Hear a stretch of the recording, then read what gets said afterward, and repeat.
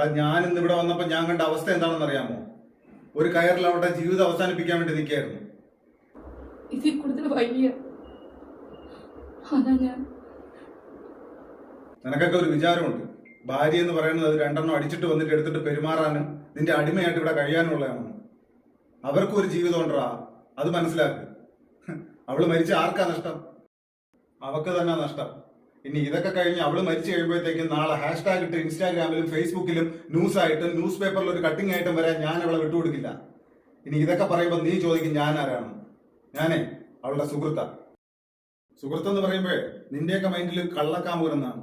അങ്ങനെയല്ല, കൂടെ പറഞ്ഞില്ലെങ്കിലും കൂടെ പുറപ്പായിട്ട് കാണുന്ന സുഹൃത്തുക്കളുണ്ട് ഈ ലോകത്ത്. ഇവള് പോയി കഴിഞ്ഞ് നിനക്ക് മനസ്സിലാവും ഇവളെ ഉള്ളപ്പോ എങ്ങനെയൊന്നും ഇല്ലാത്തപ്പോ എങ്ങനെയായിരുന്നു. നീ വാ.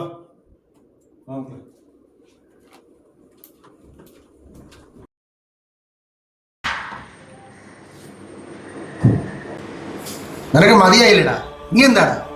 ഭാര്യയുടെയും കുട്ടിയുടെ മുമ്പിലിട്ട് അടിക്കുന്നത് ആണത്വമല്ല. ഞാനേ നിനക്ക് ചെറിയൊരു സമ്മാനം വെച്ചിട്ടുണ്ട്, അത് തരാൻ വേണ്ടി വന്നതാ.